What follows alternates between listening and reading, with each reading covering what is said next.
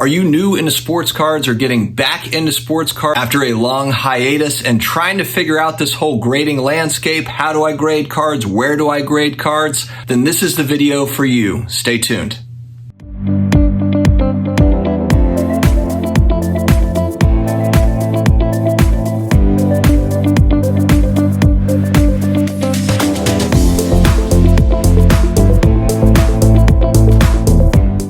Hello to all my sports card collectors, investors, all of my collectibles friends. It is another day. It is another card video. I'm excited about this one. I feel pretty good too. I think I finally got some sleep. I don't know why, I just feel pretty good. If you're new here and you know what, your friends, family that don't collect cards are tired of hearing you yammer on about it, we're here for you. Hit the big red button down below, the subscribe button. If you like what you hear, the like button. And also don't forget to connect with me on IG at SportsCardDad. And I'm also on the old Twitter machine, firing off tweets at the SportsCardDad. Big thanks to channel partner ComC.com, your home for buying, selling, and flipping all of the hottest trading cards. The consignment marketplace is home to over 29 million cards from all sorts of sports, genres, eras, and non-sports as well. With a ComC.com account, you can purchase cards from different sellers over time, ship them together later, or immediately reprice them and just sell them on their marketplace. Check out ComC.com today. All right, today the big focus is going to be around the big four, so to speak. These are the four largest sports card grading companies in the space. Are there other companies as well that can provide value? Absolutely, but just too much to cover in just one video today. So we're going to cover the four largest companies, go through a little information about them as well as pricing information, and we will go from there. Keep in mind too, the pricing information from today's video from recording can change in an hour, can change in a day. So you might be watching this video down the road. Make sure to check back on these websites so that you've got up-to-date information on the grading, turnaround times, the pricing, etc. You might be wondering, what is the purpose of third-party grading? Do I need to buy graded cards? Not necessarily, no. It's all up for personal preference. The need for third-party grading comes when you're looking for authenticity. These companies can help get another set of eyes, experts looking at the cards to authenticate the cards, and then also attach a numerical grade to the card. So based on quality, 1 to 10 is typically the scale, and it gives you a general idea of where that card falls in, and it helps you figure out value of a particular card. It's not a 100% needed thing. There's a lot of folks that don't want to grade cards, don't believe in grading at all, and that's perfectly fine. It's all personal preference.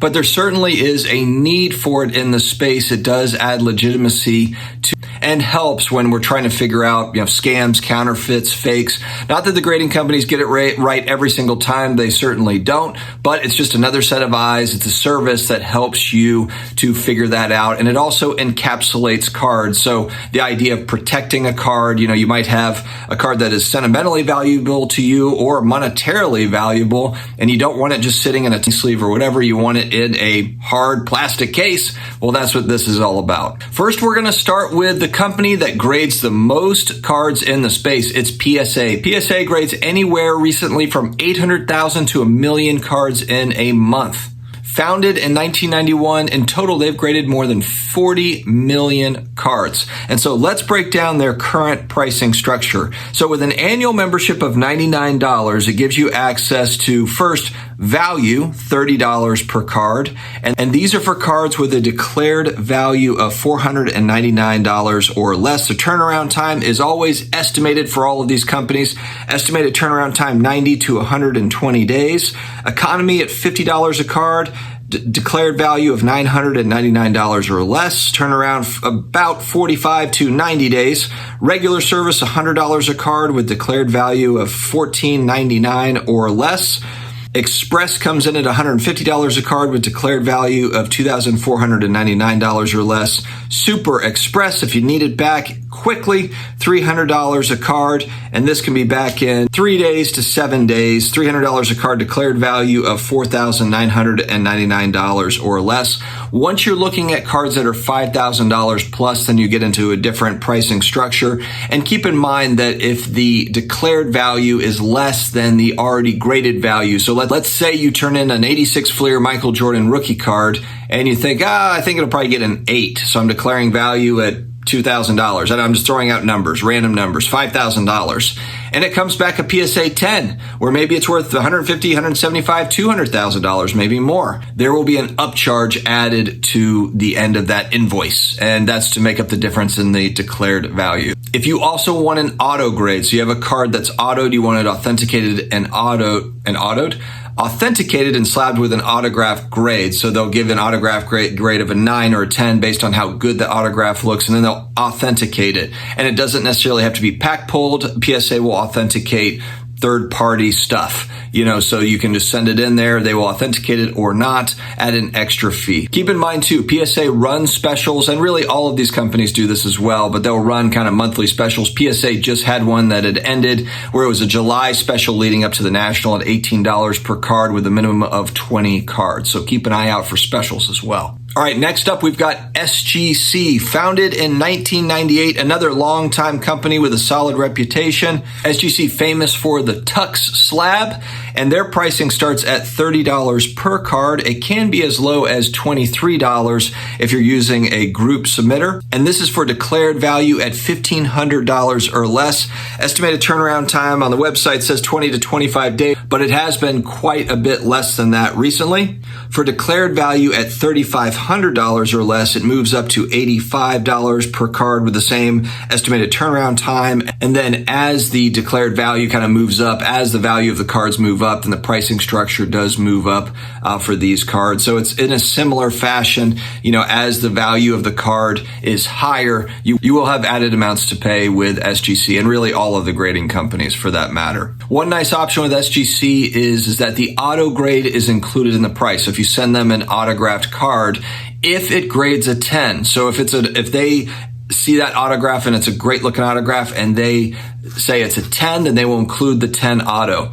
If it's not a 10 auto grade, if they think it's more of an 8 or a 9 auto grade, they will not include it on the slab. And so if the auto grade does not come back a 10, they just won't include it. It will just be a regular, it'll just have the regular numerical grade or an A for authentic, etc. SGC also does not authenticate autographs, meaning that it needs to be a pack-pulled autograph. If it's something where you got it signed in person, they're not going to authenticate that. They will grade an autograph because essentially the manufacturer has already authenticated it based on the fact that they released it. They released it as a pack-pulled autograph. Next up, we've got BGS, Beckett, a company that's been making waves lately. They have a new CEO. They have a new logo that's coming out, maybe a new slab design. They're still it seems like they're kind of kicking around some different ideas. This was the brainchild of Dr. Beckett going back to the 80s with Beckett magazine. If you collected cards as a kid, then you remember the Beckett price guide going back to the 80s and the 90s. It was really the first major price guide used by really the industry to gauge pricing on cards. And so in 2001, they came out with BVG, which was Beckett Vintage Grading. And then from there, it's now BGS, Beckett Grading Services, because they grade all eras of sports cards. And so if we take a look at their pricing structure for economy currently, it sits at $35 a card. If you don't want any of the subgrades, which Beckett is widely known for their subgrades. A lot of people love that. A lot of people love it, the subgrades, because it gives you an idea of kind of what that grader was thinking when they gave a particular grade. And so the subgrades are popular with Beckett. So with no subgrades, $25 for economy with an estimated wait time at 30 to 40 business days. Standard is at $50 a card. No subgrades would be $40 a card, 10 to 15 business day turnaround time estimated there. Express at $150 a card with no subs, $100 a card, and an estimated turnaround time of 5 to 8 business days. Premium, $250, no subgrades, $150 a card, 2 to 5 business days on the turnaround time. Also, at the end of the video, I'll show examples of what each of these slabs looks like so that you have an idea. Last but certainly not least, we have CSG, the newest company in this space. And this is a part of the larger company, CGC, that also does comic books. They are the largest grading company for comic books. As an example, I'm showing here Fantastic Four 52. This is first appearance of Black Panther. And you can see they've got kind of the bluish label there. CSG has just gone through a label change. So it's been kind of an interesting ride for them, but they are picking up steam. They grade a lot of sports cards as well as non-sports cards, Pokemon cards, TCG stuff. And so if we look at their current pricing, we've got bulk rate, 50 card minimum, max value $250 at $15 per card. Estimated turnaround time 30 days. Economy, max value at $500, max declared value, $25 per card with a 20-day estimated turnaround time. Standard is up to $1,000 declared value per card, $35 per card, and it's a 10-day turnaround time estimated. Express goes all the way up to $10,000 of declared value, $70 per card with roughly a 5-day turnaround, so pretty quick turnaround there. All right, so slabs for each of the companies. If we go back to the first company we talked about, PSA, this is what you would see on a PSA slab. This is the newer slab, which has got this little hologrammy thing. There are older slabs, of course, that have the typewriter print and don't have the hologram thingy. And so it just kind of depends on preference. Some people actually like those older slabs. Some people want it to be in a newer PSA slab, but that's an example of their stuff. SGC, the Tux, and this is an example of that auto grade that I was talking about. So you've got the numerical grade 10, and then you've also got the auto grade that's a 10. This is the Tux slab that people talk about. BGS slab. So this is actually an older label because it does have the subgrades here on the back. Typically, the subgrades on the newer ones are right here on the front, so you can just see that right on the front. But this has been kind of what their holders look like for a long time. Again, speculation that this is going to change. I'm not sure if the actual case holder is going to change or if it's just going to be a label change. They do have a new logo, so it might be a different logo. I really hope if they make the change, it's just the logo and not necessarily anything else because I like the slab. Last but not least, you've got CSG, and unfortunately, I don't have a copy of the new label. This is the old label. So, but again, it shows the numerical grade here, and then you've got the auto grade here. So that is the CSG case. I'll put a picture up kind of their website so you can get an idea of what that new label looks like. And really, when it comes to grading companies, it's all about personal preference. People ask all the time, who do you grade with? Why? There's so much personal preference. Also, it depends on what are you doing with the card, and each card might have a different strategy attached to it. Are you putting it in your PC and just holding on to it long term? Are you trying to flip it as soon as it comes back? All these items are going to drive kind of what you want to do as far as where you're going to grade. So I always suggest to people, try out different companies that you like, get experience for yourself, because a lot of times you have people that are sharing their experiences, which can be helpful, but they might also just always have a bad experience no matter where they go. They also might always have a great experience wherever they go because they're optimistic that way or whatever. So I think it's good to just kind of get your own experiences and what you like and then go from there. Guys, thanks again for joining me here. Let me know in the comment section below, which companies do you really like right now, or which ones are you thinking about trying out? I'd like to hear your thoughts. The grading space is always fun, and it's really a great time as there's good options out there in grading. Price points are starting to come down for grading fees.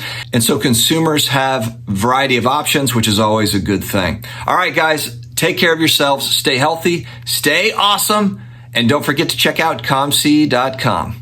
Talk to you later.